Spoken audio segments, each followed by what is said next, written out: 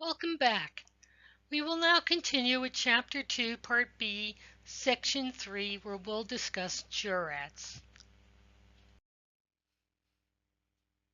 Please remember to record your time for this module on your timesheet. Section 3, Jurats, will examine for completeness, confirm the identity, administer oath or affirmation, and witness signature. We'll talk about the journal entry, the notarial certificate for a jurat, and jurats for documents with birth dates and age. The second most frequently performed notarial act is administering an oath or affirmation and completing a jurat. A jurat is the notarial certificate attached to a document when a person signs a document and swears under oath or affirms that the contents of the document are true and correct.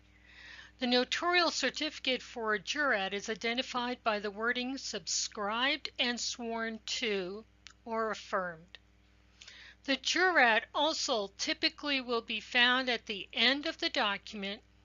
A document containing statements sworn or affirmed by the signer to be true and correct typically is referred to as an affidavit or a declaration, and the signer will be said to be subscribing and swearing or affirming to the contents of the affidavit.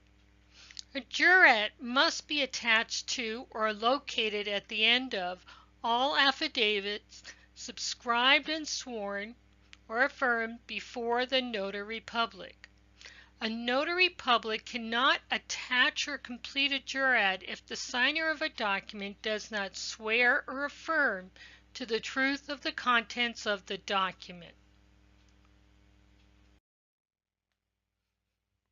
By completing a jurat, the notary public certifies that the signer personally appeared before the notary public on the date indicated and in the county indicated, to the identity of the signer by satisfactory evidence, that the notary public administered the oath or affirmation, and that the signer signed the document in the presence of the notary public.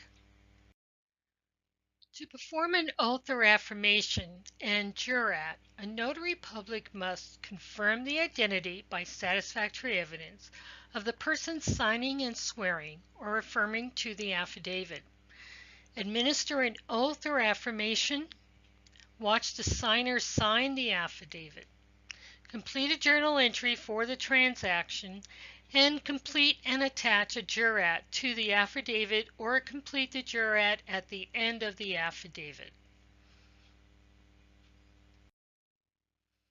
Let's examine for completeness.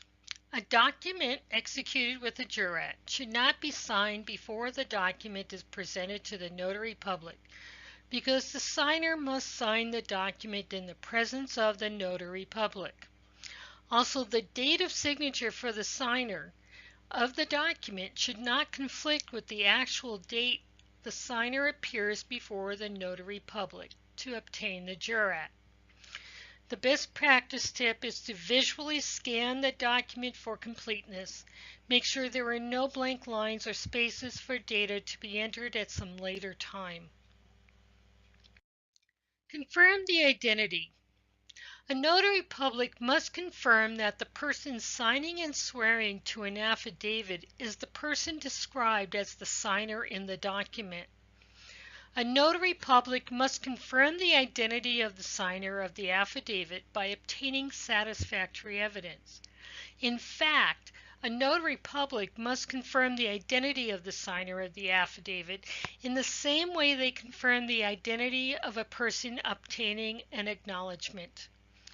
The signer's identity may be established by the oath or affirmation of one or two credible witnesses, or the signer may present one of the identification documents as stated in the California Civil Code sections 1185B3 and B4.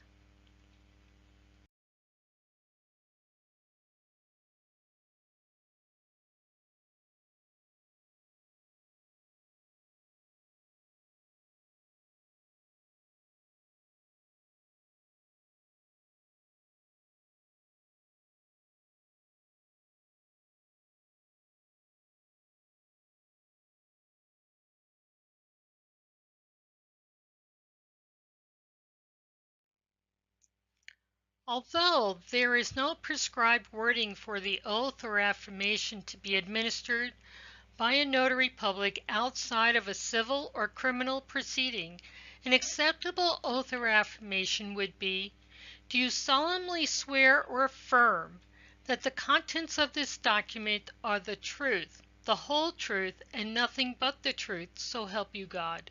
Or, "Do you solemnly swear or affirm under penalty of perjury that the contents of this document are the truth, the whole truth, and nothing but the truth?"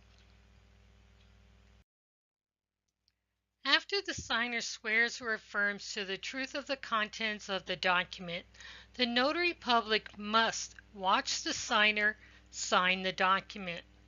A notary public cannot complete or affix a jurat to a document mailed or otherwise delivered to a notary public for which the signer did not personally appear, take the oath or affirmation, and sign in the presence of the notary public in any circumstance, even if the notary public knows the signer. The journal entry. A notary public must record the following details in their sequential journal about every oath or affirmation administered and jurat given: the time and date of the act, an indication that the type of notarial act performed was a jurat. The notary public simply can write the word jurat. Type of document subscribed and sworn or affirmed. The type of document usually will be stated in the title of the document. If the document does not have a title, the notary public may indicate the type of document is a declaration or affidavit. The signer then signs the document, an indication that the notary public obtained satisfactory evidence of the signer's identity. The notary public's sequential journal must contain a statement that the identity of a person taking an oath or affirmation for a jurat was based on satisfactory evidence. Details of how the identity of the signer was established. If the identity was established by examination of an identification document described in the California Civil Code sections 1185B3 and B4, the notary public must record the type of identification document, the governmental agency that issued the identification document, the serial or identification number on the identification document, and the date the identification document was issued or expires.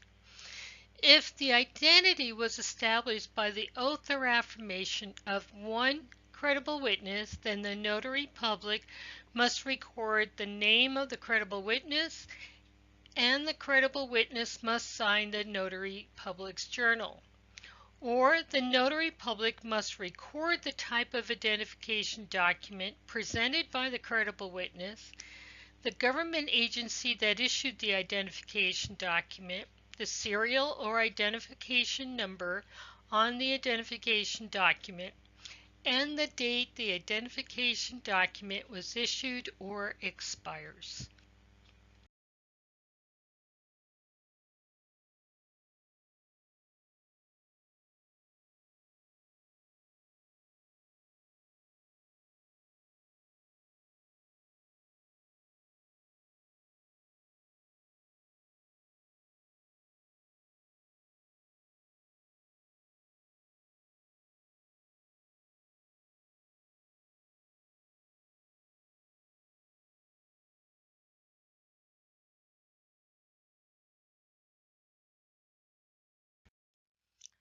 A best practice tip: the notary public should obtain the signature of a single credible witness and record the information for the identification document of the single credible witness to ensure complete information is available for a public request.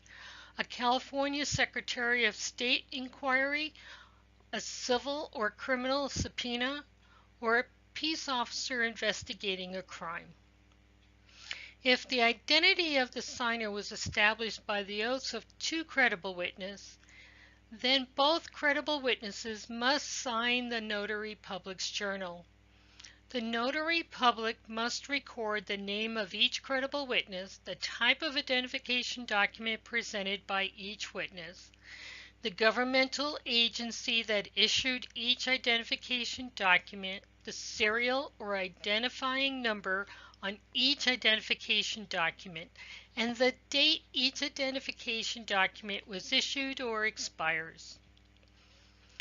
The fee charged for the notarial act and the right thumbprint of the signer. If the type of document is a deed, quitclaim deed, deed of trust, or other document affecting real property other than trustee deeds resulting from a decree of foreclosure or a non-judicial foreclosure or a deed of reconveyance or a power of attorney.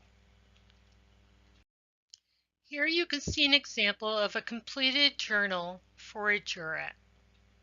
You'll notice the date and time was recorded, the type of notarization was an acknowledgement or a jurat.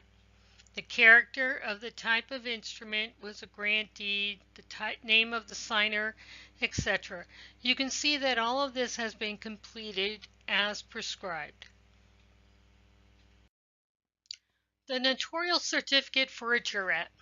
A completed jurat must be attached to the affidavit, or the notary public must complete the jurat included with the affidavit. The jurat must be completely filled out at the time the notary public signs the jurat and affixes the seal. Jurats must be in the following statutory form. If the language differs on a document with a pre-printed notarial certificate for a jurat, it cannot be used, and a separate jurat complying with the statutory language must be attached to the document. A notary public seal and signature cannot be affixed to a jurat without the correct notarial wording. Here is an example of a notarial certificate for a jurat. The following specific disclaimer must appear at the top of the jurat again like it is on the acknowledgement. A notary public or other officer completing this certificate verifies only the identity of the individual who signed the document to which this certificate is attached, and not the truthfulness, accuracy, or validity of that document. It must be in an enclosed box, appear at the top of the certificate, and be legible in a font or typeface that is readable and does not impair its readability. First part of the jurat certificate indicating in what county the notary public and person taking the oath are located is the venue statement. The venue statement establishes where the notary public administered the oath or affirmation and where the signer personally appeared before the notary public. The state is always California, since the notary public has jurisdiction only within California.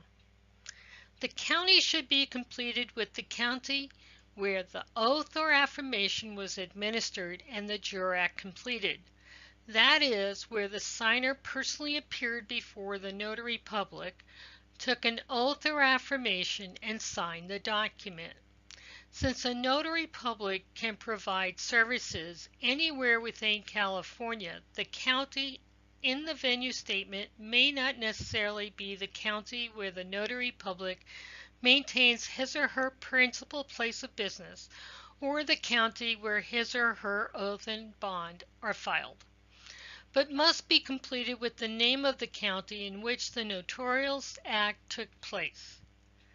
The notary public must complete the jurat with the day, month, and year that the signer personally appeared before the notary public, took the oath or affirmation, and signed the document. And the notary public must enter the name of the person signing and swearing to the truth of the document where indicated after the word by. Then the notary public must sign and stamp the jurat with their notarial seal.